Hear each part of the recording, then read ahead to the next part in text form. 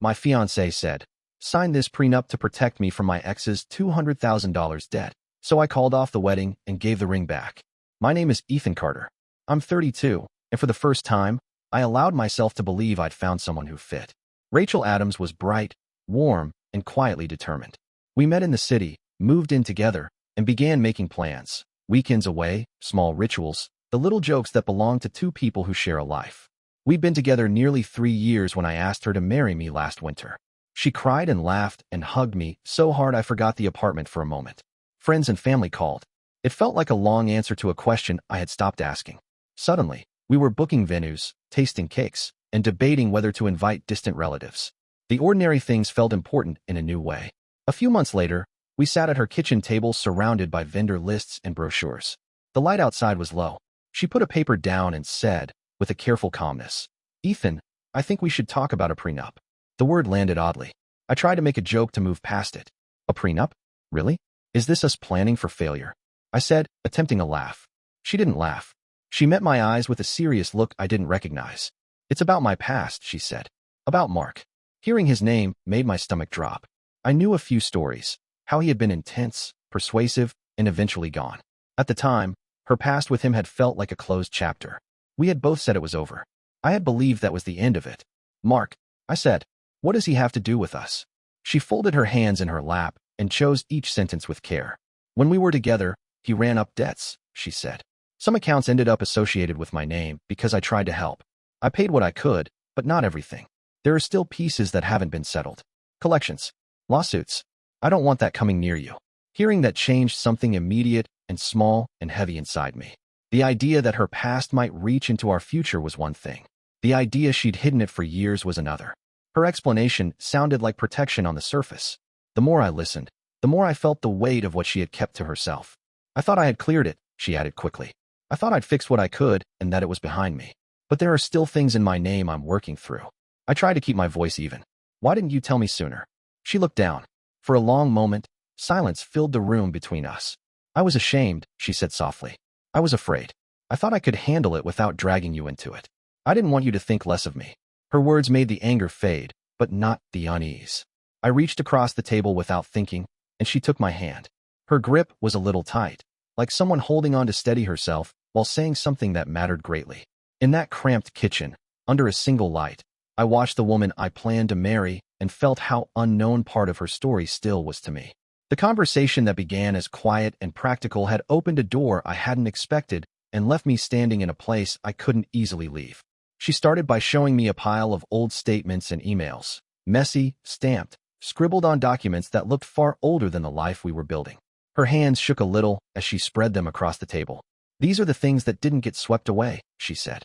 "When I tried to help him, some accounts ended up under my name. He left. The bills stayed. I paid what I could, but some of it is still tied to me." Her voice was steady but small, like someone making an apology they had practiced and still hoped would land.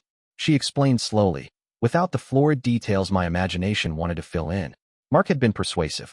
When they were together, he'd asked her to add her name, to co-sign, to take small risks that felt like trust at the time. Later, when the debts piled up and the calls started, he vanished. "What kind of debts?" I asked, keeping to the facts. I felt ridiculous asking the question out loud. Of course it would be credit cards, loans, but hearing the numbers and the types made it real in a way the word debt had not. She mentioned cards, a personal loan, and something that looked like gambling losses. She didn't give every detail. Some of it came out in clipped phrases. "There are lawsuits," she said. "Some collectors keep filing. I'm fighting them, but it's slow." She said she'd paid off parts she'd agreed to.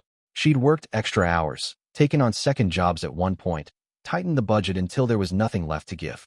The bills left a mark on her, on choices she made, and on the way she talked about the future. She admitted she delayed dealing with some things because she didn't want the constant humiliation of telling someone else she'd helped create a mess she couldn't fully fix. I listened, and with every sentence my head filled with scenarios. I tried to picture the worst case. A court notice arriving at our door, a lien on a shared purchase, calls to my workplace. It wasn't just money. It was the possibility that something invisible could show up and undo what we'd planned. "You should have told me," I said, not as a judgment so much as a raw need. I wanted honesty. I wanted us to be a team that shared the worst among the good. Her omission felt less like a single act and more like a wall built out of shame. She met my eyes then, And for the first time in months, I saw the weight she'd been carrying alone. I was scared, she whispered. Scared I'd lose you if you thought I was reckless or naive. Scared you'd stop seeing me the way you do now. I thought I could handle it without making you worry. There was truth in that. There was also the part of me that wanted to shout that it wasn't her shame to carry by herself. If we were heading toward a life together, wouldn't we share burdens? But feelings don't sort themselves by logic. I felt betrayed that she had decided, alone, what to tell me and what to hide. She explained the legal tangle with a bitter calm. Some accounts could still be traced to her. Creditors had filed affidavits and summonses at points, and while many had been dismissed, some filings lingered in records. She had lawyers involved. She tried to get things cleared, but the process moved slower than her confidence. She promised she was close, that most things were resolved, but the phrase came with an ache. Close, not done. The phrase, "I don't want this to affect you," kept coming back like a refrain. I understood the intention behind it. Yet each time she said it, the reality pressed harder. This wasn't only about protecting me. It was about her protecting herself from judgment. It was about keeping a piece of her life compartmentalized away from the person she loved. When she pulled her hand back and reached for something else, an older receipt, a court notice, I noticed how tired she looked. I thought about the late nights, the extra shifts she mentioned in passing, the way she had turned down weekend plans for a month and never explained why. Those things now fell into place with the documents on the table. I still wanted to believe her. I wanted to be the kind of person who could say, "We'll fix this together," and mean it. But the truth sat stubborn between us. The omission had already done damage. Trust, once disturbed, didn't snap back on command. That night, I drove until the city lights blurred and came back with a quiet knot in my chest. The papers sat in my car's passenger seat, a small reminder that the woman I wanted to marry had parts of her life she'd kept out of sight. She'd asked for a prenup in a way that sounded protective and practical. I began to hear it differently, less like a shield and more like a line drawn to keep me separate. As I slept in fits, I replayed the conversation in new ways, trying to find a place where her fear and my need for truth could both be honored. The more I thought, the harder it became to reconcile what she'd done with the person she showed me every day. Her words stayed with me, circling in my head long after that night. She had looked so fragile when she finally confessed, and for a moment, that softened the sharp edge of my frustration. I knew she was ashamed of her past with Mark. I knew she thought she was protecting me. But I couldn't shake the feeling that the prenup wasn't just about shielding me from some distant financial mess. It was her way of drawing a line between us before we'd even begun our marriage. Lying awake in bed, I stared at the ceiling until dawn. Every time I closed my eyes, I saw her face as she admitted the truth, and I saw that stack of documents she'd laid on the table. For 3 years, we had lived side by side, sharing meals, trips, dreams about our future. And yet, this entire time, she had carried this debt-shaped shadow behind her, never telling me until we were already deep into wedding plans. The next morning, I watched her getting ready, the engagement ring catching the light. A part of me wanted to believe that everything could still be fine, that this was just a bump in the road. But another part of me felt the first real crack in the foundation we had built. I didn't want to admit it then, but I was starting to see her less as my partner and more as someone still tethered to her past. Over the next few days, the weight of it grew. Every time I looked at her, I couldn't help but imagine Mark, the man she had trusted enough to sign loans with, the man whose choices had left her scarred and still fighting legal battles. He wasn't in her life anymore, but his shadow was. And suddenly, that shadow was in mine too. Rachel noticed my distance. She'd reach for my hand, ask if I was okay, try to bring up small talk about flowers or the guest list. I'd nod, say, "Yeah, I'm fine," but my mind was elsewhere. It was like I was walking through quicksand. Every step with her felt heavier, harder to lift out of. A week passed before she finally said, "Maybe we should sit down with my parents. They know more about what happened. They can explain why I wanted the prenup." I agreed, mostly because I was desperate for clarity. Maybe they could give me the reassurance Rachel couldn't. Maybe hearing it from someone else would make it feel less like a secret she had just dumped on me. When we arrived at her parents' home, her father greeted me warmly, though there was a seriousness in his expression that hadn't been there before. We sat in their living room, her mother bringing in coffee, and almost as soon as we were settled, her father leaned forward. "Ethan," he began, "I think Rachel is making a smart choice. A prenup isn't about mistrust, it's about protection. You don't want Mark's garbage spilling into your marriage. This way, you're both safe." His words were calm, almost rehearsed, like he had been waiting for this conversation. Her mother chimed in right after, nodding along. "It's just paperwork. Nothing more. Sign it, and you two can move forward without worry." To them, it seemed simple. To me, It felt like confirmation that Rachel's past wasn't behind her the way she had claimed. They weren't treating it like old baggage. They were treating it like a present, an ongoing danger.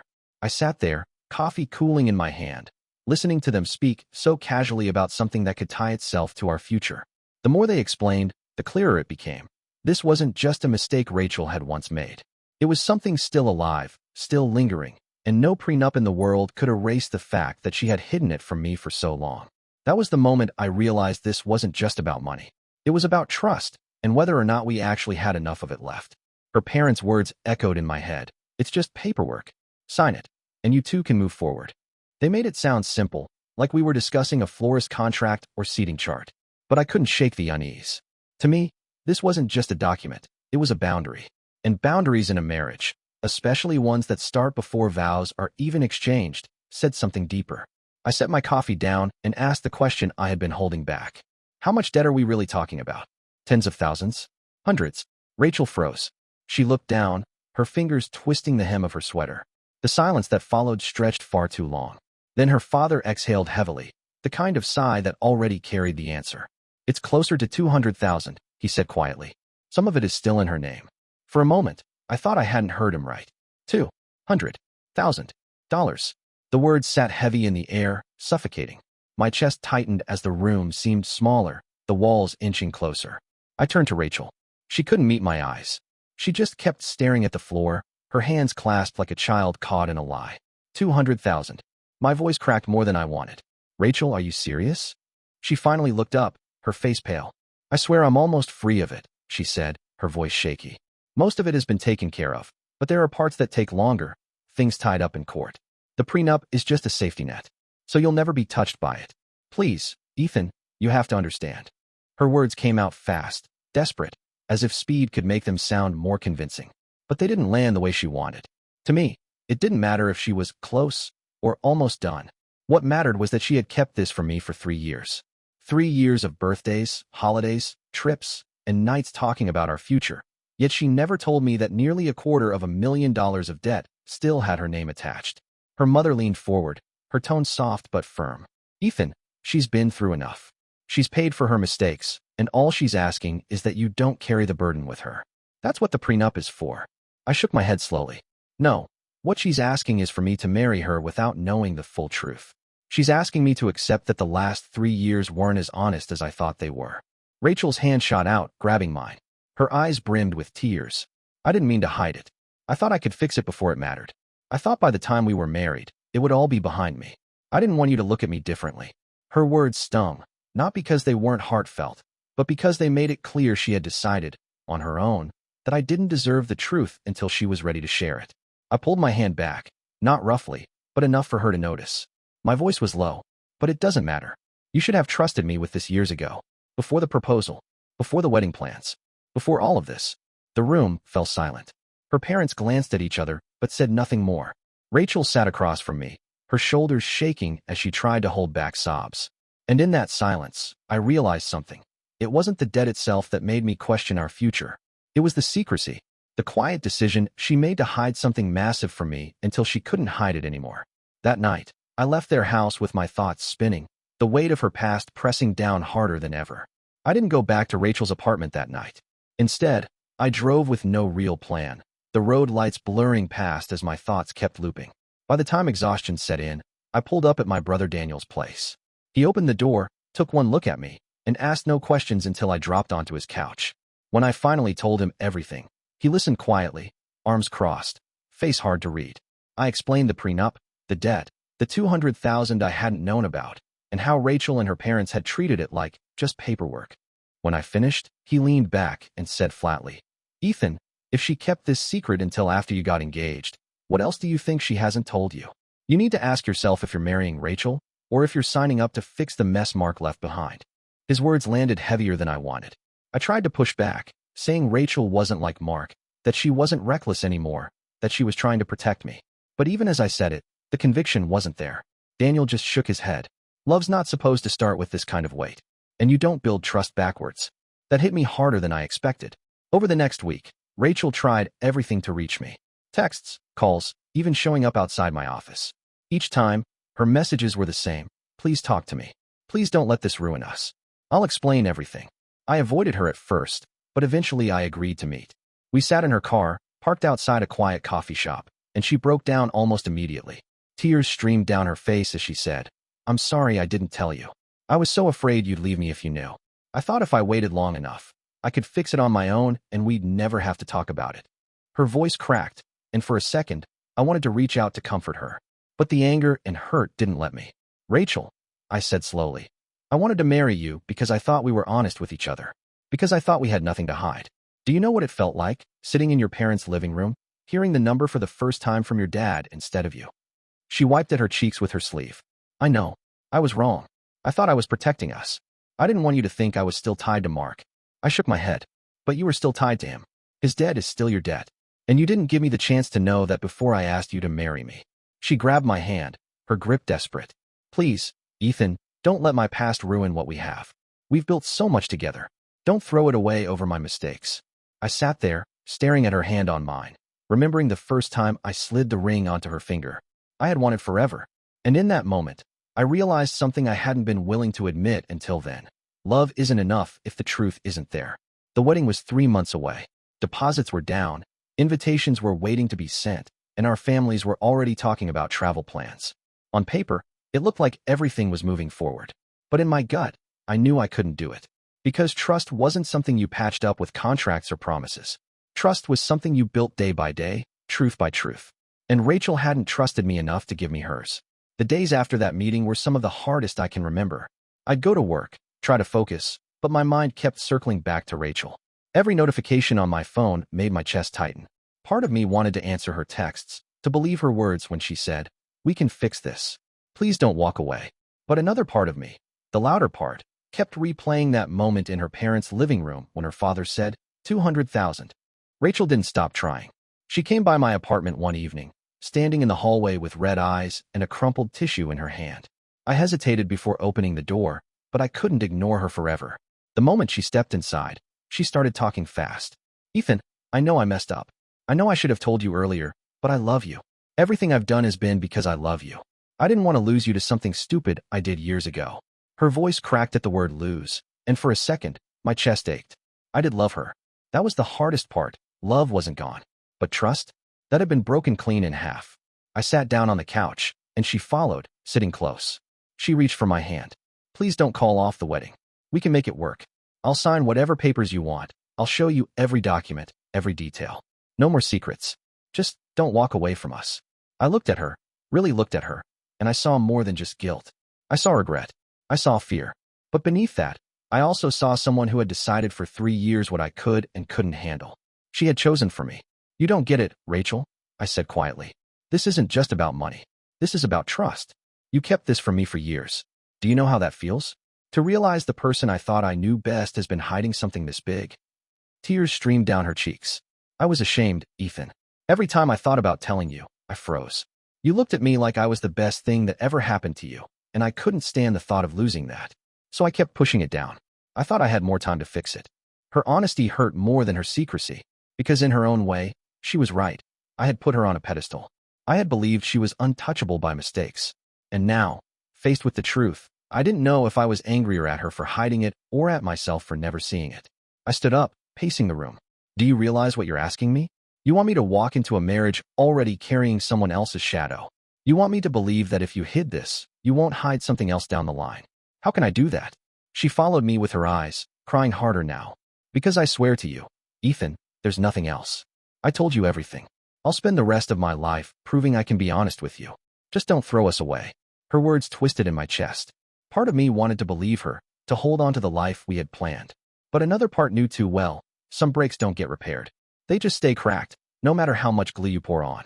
That night, after she left, I sat alone in the quiet. The ring sat on the counter, catching the light from the lamp. I picked it up, turning it in my hand, and realized that for the first time since I proposed, I couldn't picture sliding it onto her finger again. The deposits, the invitations, the plans, all of it felt meaningless compared to the hollow space where trust used to be. And in that silence, I knew the wedding couldn't happen. I knew I couldn't keep dragging it out. Every day I avoided the decision, the harder it became to breathe. The wedding was only 3 months away, and everyone was moving as if it was happening. Families talking about outfits, friends asking about bachelor plans, vendors calling for final payments. On the outside, it looked like momentum. On the inside, I felt like I was holding a house of cards that could collapse with one small shake. So I called Rachel. I told her to meet me at the park where I had proposed. I thought about choosing somewhere else, but the park mattered. It was where I had once gotten on one knee, certain about a future I no longer believed in.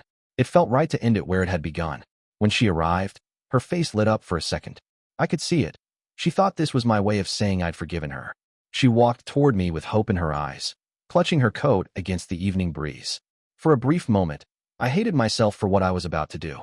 We sat on the same bench where she had once said yes. I took her hand, and she squeezed it tightly, as though holding on could make me stay. Rachel, I began, my voice steady though my chest felt heavy. I love you, but I can't marry you. Not like this. Not when your past is still part of our present. Her smile faltered, and she shook her head. No, Ethan, don't say that. We can work through this. The prenup. I cut her off gently. It's not about the prenup. It's about trust. You kept something from me for years. If you couldn't trust me with the truth before, how am I supposed to trust you with forever? She blinked hard, tears slipping down her face. I only kept it from you because I was scared. I didn't want to lose you. That's all it was, fear. Doesn't that show how much I love you? I shook my head. It shows you didn't believe in us enough to be honest. I pulled the ring from her finger. She let me, though her hand trembled. For a long moment, she just stared at it sitting in my palm, as if watching our future disappear in that small circle of metal. Finally, she whispered, "You're making a mistake." Maybe I was. Maybe walking away from someone I loved was the wrong choice. But as I stood and looked at her, I felt lighter than I had in weeks. The weight of secrets, of Mark's debt, of paperwork and arguments, all of it seemed to lift, leaving me with nothing but the clarity that love alone hadn't been enough. Rachel stayed on the bench, crying softly, and I walked away. Each step was heavy, but it was forward. That night, lying in bed alone, I thought about what had broken us. It wasn't the $200,000. It wasn't the prenup. It wasn't even Mark. It was the silence she had kept for years, the decision to hide instead of trust. In the end, it wasn't debt that destroyed us. It was secrecy.